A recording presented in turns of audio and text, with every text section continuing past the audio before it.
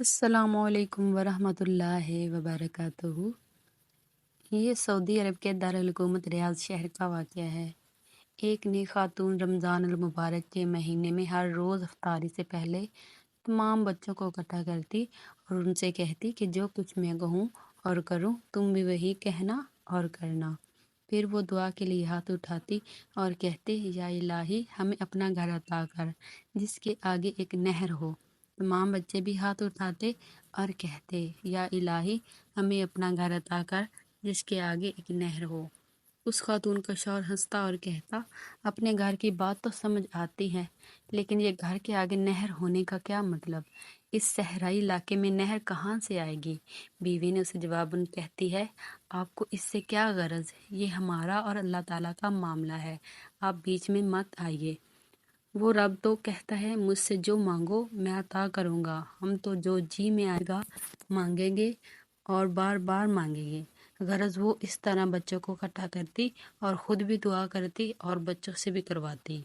रमज़ान अल मुबारक बीत गया। एक दिन उसके शौहर ने कहा, अब बताओ कहाँ है तुम्हारा अपना घर और कहाँ है वो नहर? खुतून ने बड़े यकीन से जवाब दिया, अल्लाह ताला हमें हमारा घर ज़रूर देगा। वो हमारी तमाम मुरादें पूरी करेगा। इससे अगला वाक़या वो खुद बयान करती है और कहती है कि मैं शवाल के 6 रोज़े रख कर फारिग हुई थी। एक रोज़ बड़ा अजीब वाक़या पेश आया। मेरे शौहर असर की नमाज पढ़कर मस्जिद से निकल रहे थे कि रियाज के एक अमीर आदमी ने उनका रास्ता रोका। मेरे शौहर इन्हें जानते तक न थे। इस आदमी ने उन्हें सलाम किया और कहा, मेरे पास एक घर है। आधे घर में तो मैं अपने वालिद के साथ रहता हूँ, मगर घर का दूसरा निसफ हिस्सा खाली पड़ा है। अल्लाह ताला ने मुझे और मेरी औलाद को अपने फजलो करम से बहुत नवाजा है।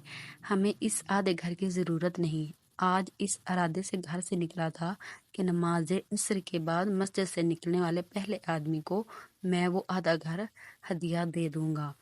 यूं आपसे मुलाकात हुई तो गुजारिश है कि मेरा आधा घर हदिया कबूल फरमा लें।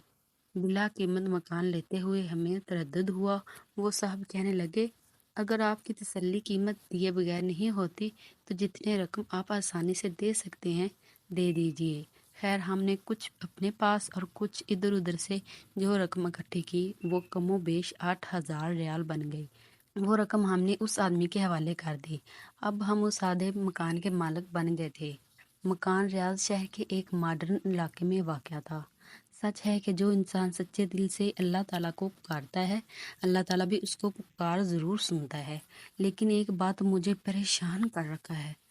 मैंने अल्लाह से जो घर मांगा था उसके उसके आगे नहर होनी थी। मकान तो मिल गया पर इसके आगे नहर नहीं थी। मैंने एक आलिम दीन से पूछा कि अल्लाह ताला तो फरमाता है, तुम मुझसे जो मांगो मैं तुम्हें अता करूँगा। मैंने अल्लाह से नहर किनारे घर मांगा था। घर तो मिल गया लेकिन नहर नहीं मिली। उन आलिम दीन को मेरी दुआ और मेरे ईमान ने कबूलियत पर बड़ी हैरत हुई। उन्होंने दरियाफ्त किया, इस वक्त आपके घर के सामने क्या है? मैंने कहा, इस वक्त हमारे घर के सामने एक खूबसूरत मस्जिद है। आलिम दीन मुस्कुराए और फरमाया, ये नहर ही तो है। फिर उन्होंने मेरे सामने ये हदीस मुबारक बयान की कि हदीस में नबी सल्लल्लाहु अलैहि वसल्लम ने एक सहाबी से फरमाया कि आदमी का घर नहर के किनारे हो और वो उसमें रोज़ाना 5 मरतबा गुस्ल करे तो क्या उसके बदन पर मैल कुचैल रहेगी?